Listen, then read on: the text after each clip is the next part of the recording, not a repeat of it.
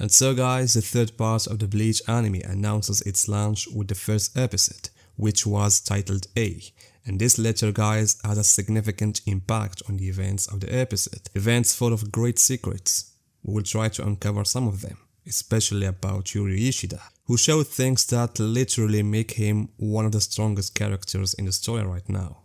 So guys, in this video, I will dive with you between the lines of this episode to try to understand what happened in the first episode of the third part.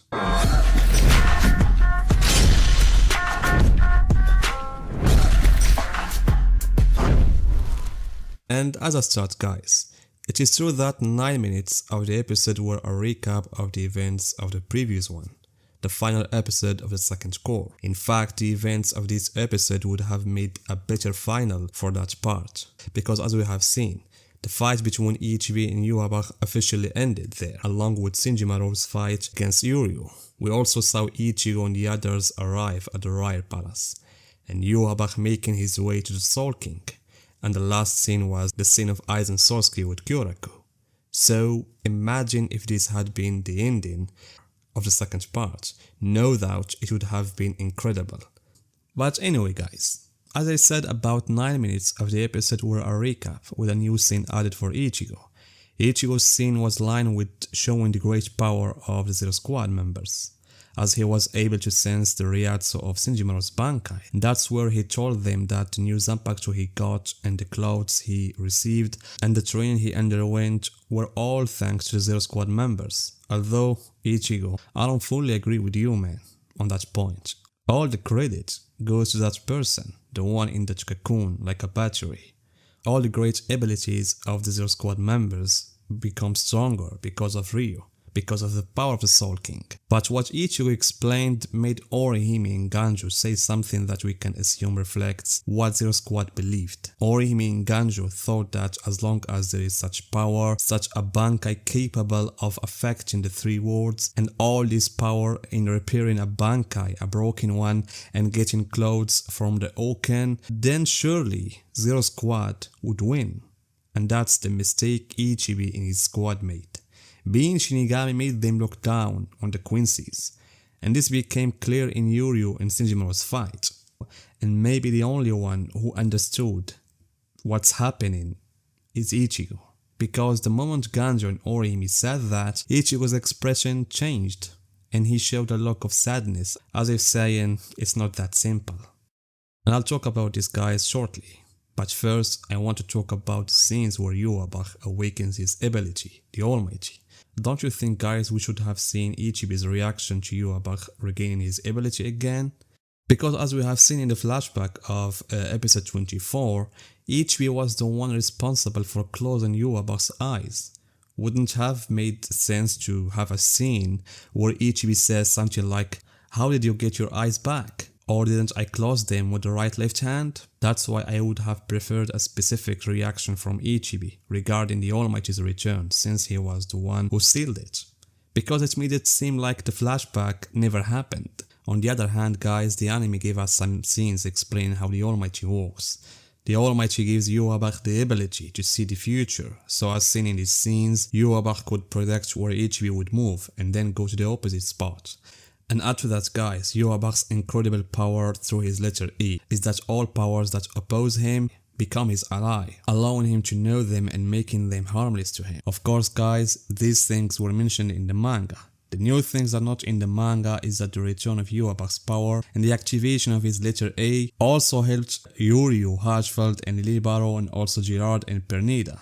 And asking, because one of the things guys I was wondering about since the second part is how the elite members would escape Senjumaru's Bankai's power. It seems the Almighty didn't just disable Ichigo's power in his Bankai, but also disabled Senjumaru's Bankai. All the seals were lifted from the elite members, allowing Uryu to fight Senjumaru. And this fight guys can be said to be the core of this episode, the most important part, especially with what Senjumaru said to Uryu and the power Uryu gained in that fight. This fight can be considered a mini version of Uryu vs Mayuri. especially since Senjumaru has a connection to Mayuri, and she also holds a grudge against the Quincy's. And this is, as I mentioned earlier, caused the Shinigami, or let's say the Zero Squad members, to show some arrogance towards the Quincy's, thinking that the Soul King had abandoned Yhwach.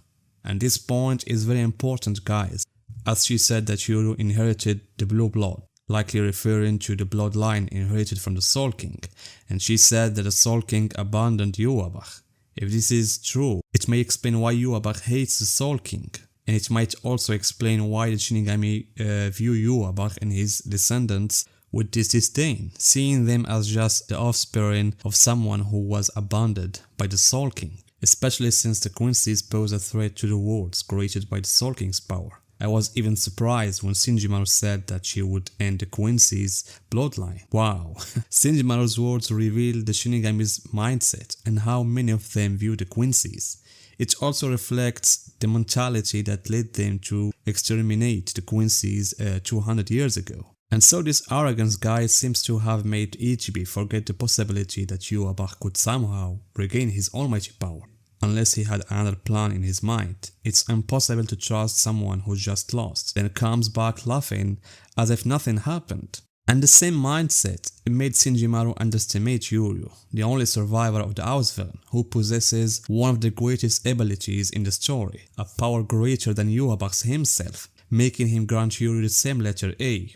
That's why I believe this is one of the main reasons we're seeing this huge boost in Uryu's power. We know that when Yhwach activated his letter, all the elite members benefited from it. Because I think that since Yhwach and Uryu share the same letter, their power activation would be similar. Yhwach's almighty has 3 eyes, while Uryu's power turned his eyes red.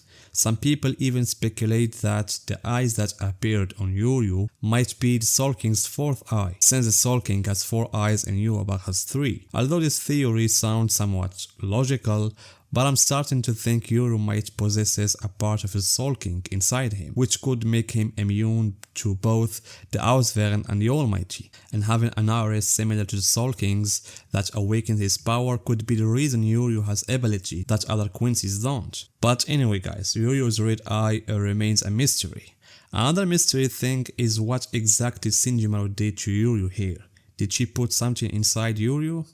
Or did Uryu just activate the vault standing at the moment she was about to do something, although it wasn't a complete vault standing, but we can say it resembled the ancient release, but doubled. The ancient release featured 1 wing, while what Uryu used here had 2 wings, making it neither like the old one nor the non-vault standing. Another thing guys, its power. Its power was so great that he couldn't even control it. Of course, Uryu using such power will also enhance his ability shown in the manga, which is the antithesis. The way this ability works is by reversing what happens between point A and B, meaning if Uryu gets injured while the other person is unharmed, Uryu will reverse this situation, making himself without any injuries while the other person takes the injury he had. And this can be applied not just to Uryu and another person, but even between 2 persons without Uryu being involved. Like when he switched places with Yhwach and the medallion Yhwach threw into the sky to escape prison of Hikofoni. And in his fight against Senjumaru, he used the same thing. He awakened his holy release and reversed the 2 situations. Senjumaru ended up in the grasp of her own power without knowing it, while Uryu took her place. But in any case guys, what Senjumaru did and the matter of that drop of blood may have an impact on Uryu in the future events, or maybe not.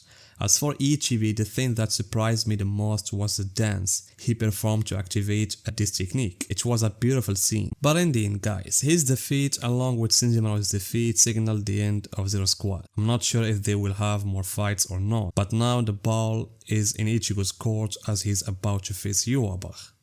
And it seems that Kyoraku finally reached Aizen Sasuke, the last remaining card for the Soul Society in facing Yhwach. In the end guys, tell me your opinion about this episode, what did you like, what you didn't, and see you guys in my next video.